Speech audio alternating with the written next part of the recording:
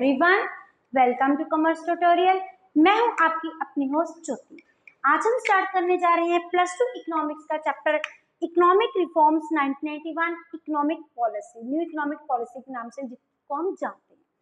हम अपने last session में लास्ट चैप्टर में ये तो देख ही चुके हैं कि इन 1956 हमने एक government has been taken to upgrade the industrial sector, जिसमें उन्होंने पॉलिसी ली थी, डेट इज इंडस्ट्रियल पॉलिसी 1956।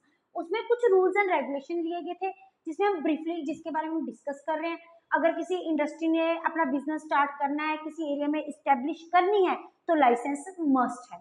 उसके बाद हमने अगर बाहर से कोई भी सामान मंगाना है, जब बाहर सामान भेजना है, तो उस टाइम पे हमें क्या पे करना पड़ता था? ड्यूटी पे करनी पड़ती है इन अ फॉर्म ऑफ टैरिफ। वो किसके लिए लगाया गया था? ताकि हम बाहर से कुछ भी इंपोर्ट ना करवा सके, टू इंक्रीज द एक्सपोर्ट, ताकि हम अपनी डोमेस्टिक कंट्री को ज्यादा से ज्यादा प्रोटेक्ट कर सके। और उसके बाद अगर बाहर से सामान मंगवाना भी होता था तो एक फिक्स्ड क्वांटिटी का मंगवाया जाता था, उससे ज्यादा हम सामान नहीं मंगवा सकते थे। तो जिसके कारण इसे जब हम पॉलिसीज को प्रैक्टिकली अडॉप्ट किया तो हमारा क्या आ गया? इकोनॉमी की जो सिचुएशन है वो बैलेंस होने की बजाय और भी ज्यादा एडवर्स कंडीशन होगी। कंडीशन ऐसी होगी कि in 1991 our economy has been facing the economic crisis, जिसको ओवरकम करने के उस टाइम पे जो हमारे फाइनेंस मिनिस्टर थे, that is doctor Manmohan Singh ji, वो कि उनके पास खुद की इकोनॉमी के पास डेब्ट इतना ज्यादा हो चुका था कि इट वाज नॉट पेएबल, और कॉन्टिन्यूसली इन्फ्लेशन की कंडीशन इंक्रीज हो जा रही थी। तो they have been reach towards the bank, international bank, that is IBRD, that is international bank for reconstruction and development, जिसको हम वर्ल्ड बैंक के नाम से भी जानते हैं। और दूसरा हमारा IMF, that is international monetary fund. उनके पास पहुंचे so that they can take the loan. उस टाइम पे हमें कितनी अमाउंट का लोन लेना पड़ा? 7 बिलियन का loan we have been taken from these two types of the bank. लेकिन उस टाइम पे जो ये इंटरनेशनल बैंक थे, they have taken one recommendation कि they will provide us the loan for which we have to take out the economic reforms. हमें अपनी economy में कुछ रिफॉर्म्स लगानी पड़ेंगी, अमेंडमेंट करनी पड़ेगी, जिसकी वजह से ये हमारे लिए मैंडेटरी हो गया था कि हमने 3 टाइप्स ऑफ रिफॉर्म्स उस टाइप पे लेके आए। ये कोई हम अपनी विश से लेके नहीं आए थे, इट वाज प्रोवाइडेड बाय, ये एक ऑब्लिगेटरी रेगुलेटरी बन गई थी। तो जो हमारे 3 रिफॉर्म्स लेके आए थे, it was taken in July 1991, that is liberalisation, then comes privatisation, then come globalisation. ये लिबरलाइजेशन का मतलब क्या होता है? जो लाइसेंस की कंडीशन थी, अगर किसी भी इंडस्ट्री ने अपना बिजनेस स्टार्ट करना है तो उसको लाइसेंस लेना जरूरी है। इसको क्या कर दिया गया था? रिप्लेस कर दिया था लिबरलाइजेशन। लिबरलाइजेशन का जनरल सेंस में मीनिंग क्या होता है? To remove all the restrictions. किसके साथ related restriction? That has been related to licence. Then comes, उस टाइम पे ये भी बात फिक्स की थी, अगर हमने कुछ इंपोर्ट करवाना है था, एक पर्टिकुलर क्वांटिटी तक का सामान ही हम इंपोर्ट करवा सकते थे, that is known to be the quotas. Quotas has been replaced with privatisation, कि हम, ये कोई जरूरी नहीं है कि हम पहले इसमें जो मेन रोल था वो किसका फिक्स किया गया था? पब्लिक सेक्टर का, और हमारा जो प्राइवेट सेक्टर था उसको सेकेंडरी ओपिनियन में रखा गया था। लेकिन अब ये कुछ गवर्नमेंट ने अपना रोल डिक्रीज करके जिस यूनिट से उसको लॉस हो रहा था उसको किसमें कन्वर्ट कर दी थी? प्राइवेटाइजेशन। सबसे पहले हमारी गवर्नमेंट लॉस में जा क्यों रही थी? पब्लिक सेक्टर में। एक तो पब्लिक सेक्टर का गवर्नमेंट का मेन जो पर्पस होता है वो होता है to provide the social welfare. वो एम्प्लॉयमेंट को तो इंक्रीज कर रही थी, लेकिन उसके बिहाफ पे उसको सफर करना पड़ता था, इकोनॉमी को क्या हो रहा था? लॉस हो रहा था। PS units, that is public sector की यूनिट्स को लॉस हो रहा था। दूसरा जो हमारा गवर्नमेंट सेक्टर था वो क्या था? लेजी था, जिसके कारण आपने इसको किया प्राइवेटाइजेशन की। उसके बाद है परमिट्स। परमिट्स, अगर बाहर से हमने कुछ भी सामान इंपोर्ट करवाना है, जहाँ से हमने कुछ भी एक्सपोर्ट कराना है, तो हमें उस टाइप पे क्या पे करनी पड़ती थी? Duty in the form of tariff. तो इसको रिड्यूस करने के लिए इसको किसके साथ रिप्लेस किया गया? That is globalisation. Full fledge discussion हम इसकी we will take in our next session. अभी just we will take in the meaning. Globalisation का मीनिंग क्या होता है? Integrating the our India to rest of the world with whole of economy. सारे economy के साथ जब हम इंडिया को इंटरेक्ट करते हैं तो इसको हम क्या बोलते हैं? ग्लोबलाइजेशन। सो दैट कंपटीशन को भी इंक्रीज किया जा सके, एज वेल एज हम अपने सारे टेक्नोलॉजी की एडवांटेजेस को भी ले सकें। और आज हम टेक इनटू अकाउंट करेंगे लिबरलाइजेशन। लिबरलाइजेशन के केस में we have taken 5 types of the reforms. First हमारे रिफॉर्म्स कौन से हैं? इकोनॉमिक रिफॉर्म्स, जिसमें हमारा abolition of industry licensing, announce to be the licensing.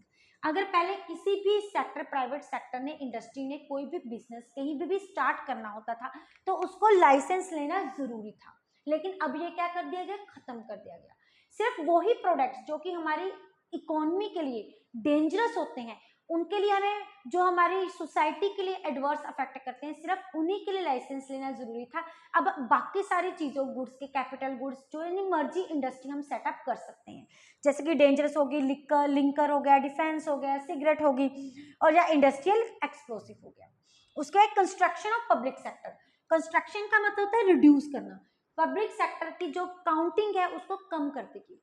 पहले पब्लिक सेक्टर के अंडर हमने कितनी इंडस्ट्री रिजर्व की थी? 17 प्रोडक्ट्स के अंडर। फिर कितनी रिड्यूस की? 8 है। लेकिन 1991 में it has been reduce to 3 industries, जिसमें क्या क्या शामिल था?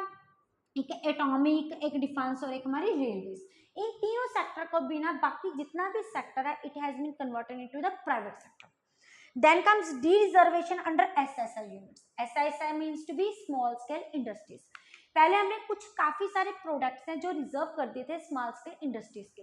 वो रिजर्व करने के कारण इंडिया को हर तरफ से उनकी डिमांड बहुत ज्यादा अराइज हो रही थी और उसकी प्रोडक्शन भी इंक्रीज करनी थी। तो टू मीट सच डिमांड हमें वो प्रोडक्ट क्या करने पड़े? स्मॉल स्केल इंडस्ट्रीज के अंडर से डी रिजर्व करने पड़े, ताकि उनकी डिमांड को compete करने के लिए उनकी प्रोडक्शन को हम क्या कर सकें? इंक्रीज कर सकें। इसके लिए सबसे फर्स्ट स्टेप क्या उठाया गया? एक तो स्मॉल स्केल इंडस्ट्री की इन्वेस्टमेंट को इंक्रीज कर दिया गया।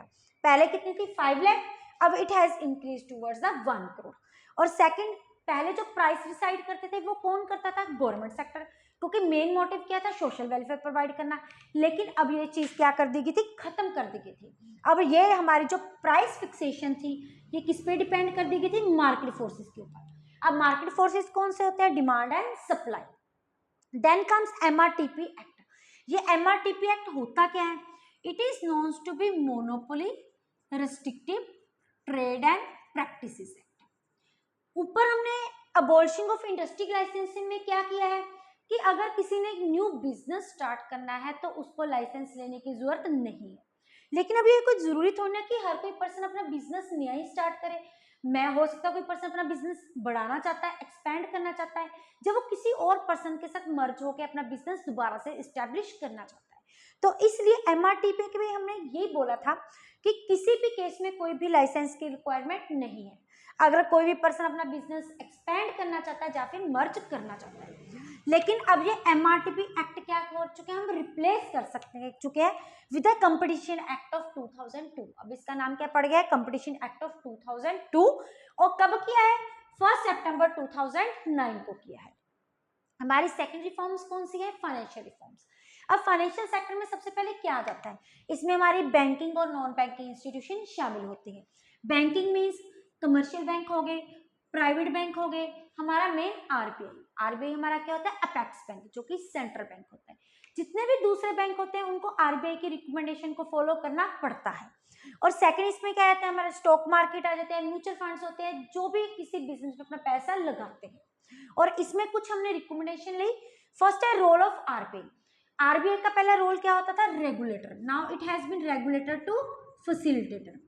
रेगुलेटर का मतलब वो सिर्फ रेगुलेशंस प्रोवाइड करता था, कुछ इंटरेस्ट रेट बताता था कि we have to follow this type of interest rate. लेकिन अब इसको क्या कर दिया? खत्म कर दिया गया। अब कमर्शियल बैंक अपनी मर्जी से कोई भी इंटरेस्ट रेट डिसाइड कर सकते हैं, चाहे वो लैंडिंग रेट पे हो, चाहे लोन पे हो, किसी भी अमाउंट पे मर्जी हो। तो इस हैज बीन रेगुलेशन प्रोवाइड करने के बजाय उसने अपना रोल किसमें कन्वर्ट कर दिया? फैसिलिटेटर में। सेकंड है origin of public private bank. पहले सिर्फ कौन से होते थे? Public bank. लेकिन जब हमने फाइनेंशियल रिफॉर्म्स लेके आई उसके बाद पब्लिक के साथ साथ प्राइवेट बैंक भी स्टार्ट डाउन किए गए, उनका ओरिजिन हुआ, जिसमें ICICI और HSBC, that is Hong Kong and Shanghai banking corporation. ये फर्स्ट हमारा फॉरेन बैंक था जो इंडिया में इस्टेब्लिश हुआ था। थर्ड है increase in the limit of foreign investment. Foreign investment मतलब फॉरेन के लोग, हमें इंडिया में लेबर बहुत अवेलेबल है, इंडिया में टेक्नोलॉजी भी बहुत है, यहाँ पे एजुकेटेड लोग भी बहुत है, लेकिन कमी किस चीज की थी? पैसे की, मनी की। लोगों के पास बिजनेस स्टार्ट करने के लिए पैसा नहीं था, इसलिए हमें किसी चीज की जरूरत थी? इन्वेस्टमेंट। पहले तो फॉरेन इन्वेस्टर इन्वेस्टमेंट यहाँ पे अबोलिश की थी।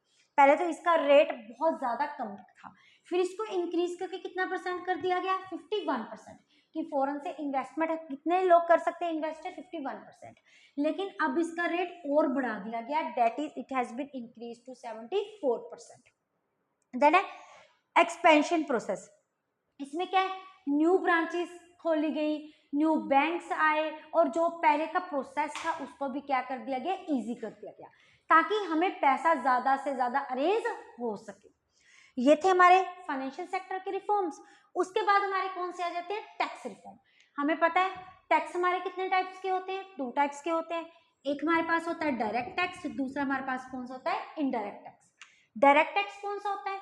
वो जिस पर्सन के ऊपर लगता है उसी को पे करना पड़ता है, जैसे कि हमारा इनकम टैक्स हो गया। लेकिन जो इनडायरेक्ट टैक्स होता है, इसको कौन पे करता है? कंज्यूमर पे करते हैं। इसका बर्डन दूसरे के ऊपर शिफ्ट किया जाता है, जिसके ऊपर लगता है सेलर, इससे लगता है सेलर पे है, लेकिन वो लेता किससे? कंज्यूमर से लेता है, जैसे कि जीएसटी। तो इनके में भी कुछ रिफॉर्म्स लेके आए, जैसे कि फर्स्ट है rationalisation of direct tax. Rationalisation of direct tax को क्या कर दिया गया? रिड्यूस कर दिया गया। किस पर्पस के लिए रिड्यूस कर दिया गया? लोग जब डायरेक्ट, जितनी इनकम ज्यादा उतना टैक्स हमें ज्यादा पे करना पड़ता, तो लोगों ने क्या करना शुरू कर दिया? टैक्स को अवॉइड करने के लिए अपनी इनकम को कम शो करना शुरू कर दिया, जिसके कारण अकाउंट्स में ट्रांसपेरेंसी क्या होनी शुरू होगी? कम होनी शुरू होगी। ब्लैक मार्केटिंग, करप्शन, ये क्या शुरू होगी? इंक्रीज होनी शुरू होगी, क्योंकि वो टैक्स क्या करने शुरू कर दिया? अवॉइड करना शुरू कर दिया, और जिसके कारण डायरेक्ट टैक्स की अमाउंट को क्या कर दिया? कम कर दिया गया, ताकि गवर्नमेंट को भी ट्रांसपेरेंसी के लिए लोग भी बिलीव करके अपनी इनकम की ट्रांसपेरेंसी को शो करें और गवर्नमेंट की इनकम को इंक्रीज किया जा सके। सेकेंड है reforms in IT, indirect tax. पहले बहुत तरह टाइप्स के इनडायरेक्ट टैक्स होते थे, जैसे कि हम बोलते हैं VAT, WAT test, transport test, packing tax, give tax, पता नहीं कितने टाइप्स के होते हैं। लेकिन वो टैक्स अब क्या कर दिए? खत्म करके सिर्फ एक ही टैक्स लाया गया, that is GST, goods and service tax, जिसका स्लोगन क्या था? वन नेशन वन टैक्स, कि पूरे नेशन में एक ही टाइप का हमारा क्या होगा? टैक्स होगा। ये रिफॉर्म्स लाई, ताकि लोगों को इनडायरेक्ट टैक्स पे पहले बहुत ज्यादा कॉम्प्लिकेशन होती थी, बार बार, इसके कारण वो बिजनेसेस स्टार्ट कम करना शुरू कर दिया था। सेकेंड है सिंप्लिसिटी इन प्रोसेस। पहले क्या था? डायरेक्ट और इनडायरेक्ट टैक्स जब पे करनी होती थी, ऑब्लिगेशंस बहुत ज्यादा पे करनी पड़ती, लेकिन अब प्रोसीजर को क्या कर दिया? नॉर्मल कर दिया। अब हम घर पे बैठ के ही ऑनलाइन खुद ब खुद इस टैक्स को पे कर सकते हैं। ये सारी रिफॉर्म्स थी, ये कौन से के साथ रिलेटेड थी? टैक्स के साथ रिलेटेड। ये किसके, इसका मेन, ये हमारे पास किसके साथ रिलेटेड है? हमारी फिस्कल पॉलिसी के साथ रिलेटेड। फिस्कल पॉलिसी का मेन एम क्या होता है? To maintain the stability. ये सारे स्टेप थे, ये किसके लिए लेके गए? ताकि हमारी इकोनॉमी में क्या आ सके? स्टेबिलिटी आ सके। देन कम्स कौन से रिफॉर्म्स थे? Foreign exchange reform. अब फॉरेन एक्सचेंज का मतलब क्या होता है? फॉरेन रेट, जिस रेट पे हम बाहर से करेंसी को ले रहे हैं। अब हम देखो डीलिंग हम कर रहे हैं अमेरिका के साथ, अब अमेरिका के लोग, यूएसए के लोग इंडियन करेंसी थोड़ा ना एक्सेप्ट करेंगे, वो अपनी कौन सी करेंसी एक्सेप्ट करेंगे? जो कि डॉलर वहां पे चल रही है। तो इसलिए हमें फॉरेन एक्सचेंज की भी जरूरत थी, जिसके कारण फॉरेन एक्सचेंज रेट के साथ रिलेटेड भी कुछ रिफॉर्म्स की गई उस टाइम पे, जो कि जरूरी थी। सबसे पहले क्या था? डीवैल्यूएशन ऑफ रूपी। ये सबसे मेन स्टेप था, जो उस टाइम के 1991 के क्राइसिस को दूर करने के लिए मनमोहन सिंह जी ने लिया था। डीवैल्यूएशन का मतलब होता है डिक्रीज करना, अपने इंडियन करेंसी की वैल्यू को डिक्रीज करना as compare to the other country. Other currency हमारी कौन सी होगी? Foreign currency. हमारी जब इंडिया की रुपीज की वैल्यू को डिक्रीज क्यों की गया? अब देखो, जब हमारी वैल्यू डिक्रीज हो जाएगी तो हमारे लिए फॉरेन करेंसी क्या हो जाएगी? कॉस्टली हो जाएगी। हम इसको एक अगर आप इसका स्क्रीनशॉट लेना चाहते हो तो आप पहले ले सकते हैं। हाँ जी, अब हम इसको एक छोटी सी एग्जांपल के साथ समझते हैं। अब देखो, डीवैल्यूएशन का मतलब डोमेस्टिक करेंसी को क्या की वैल्यू को कम कर देना। अगर डोमेस्टिक करेंसी की वैल्यू को कम करेंगे तो हमारे लिए जो फॉरेन करेंसी होगी वो क्या हो जाएगी? कॉस्टली हो जाएगी। इट मीन्स अगर पहले $1 को लेने के लिए हमें 50 रुपए पे करने पड़ते थे, अब वही $1 को लेने के लिए हमें कितने पैसे पे करने पड़ते हैं? 55। अगर फॉरेन करेंसी होगी, इसका मेन मोटिव क्या था, ताकि इंपोर्ट को क्या कर सके, हम कम कर सके, क्योंकि जो सामान हमें कॉस्टली पड़ रहा है, फॉरेन करेंसी हमें कॉस्टली पड़ रही है, तो वहां से हम इंपोर्ट भी तो कम से कम करेंगे। लेकिन अब हम दूसरी कंट्रीज को क्या पड़ रहे हैं, सस्ते पड़ रहे हैं, जिसके कारण इसका मेन रीजन क्या पड़ेगा, एक्सपोर्ट क्या होएगा, इंक्रीज होएगा। एक्सपोर्ट इंक्रीज करने के बाद हमारे पास क्या आएगी, ज्यादा से ज्यादा फॉरेन करेंसी आएगी। It means to be devaluation of rupee. लेकिन जो ये डिवैल्यूएशन रूपी होती है, इसको कौन करता है, गवर्नमेंट करता है। जैसे कि 1991 के क्राइसिस को कम्बैक्ट करने के लिए डॉक्टर मनमोहन सिंह जी ने ये स्टेप उठाया था, और इसके कारण हमारी इकोनॉमी में बैलेंस की काफी सिचुएशन भी ठीक हुई थी। सेकेंड है मार्केट फोर्सेस ऑफ ईयर। अगर हमें फॉरेन एक्सचेंज रेट डिसाइड करना है तो इसको गवर्नमेंट डिसाइड नहीं करेगी, इसको कौन डिसाइड करेंगे, मार्केट फोर्सेस। मार्केट फोर्सेस में हम पहले भी कर चुके हैं, क्या थी हमारी, demand as well as the supply. Then comes हमारे जो फिफ्थ रिफॉर्म है वो कौन से, ट्रेड एंड इन्वेस्टमेंट रिफॉर्म्स। कुछ रिफॉर्म्स के ट्रेड का मतलब क्या होता है, जो ट्रेड के साथ रिलेटेड होते हैं। अब ट्रेड में व्यापार आ जाता है। अब उस टाइम पे हम फॉरेन करेंसी की बात कर रहे हैं, तो इट मीन्स इसमें क्या आ जाएगा, import as well as the export. इसमें ये दो चीजें आ जाएंगी, इंपोर्ट एंड एक्सपोर्ट। अब इंपोर्ट एंड एक्सपोर्ट के टाइम पे भी हमने देखा था कि पहले बहुत ज्यादा रिस्ट्रिक्शंस थी, कुछ कोटास के फॉर्म पे थी, कुछ ड्यूटी के फॉर्म में थी। अब उसमें भी क्या लाया गया, चेंजेस लाया गया। फर्स्ट है quotas on export and import.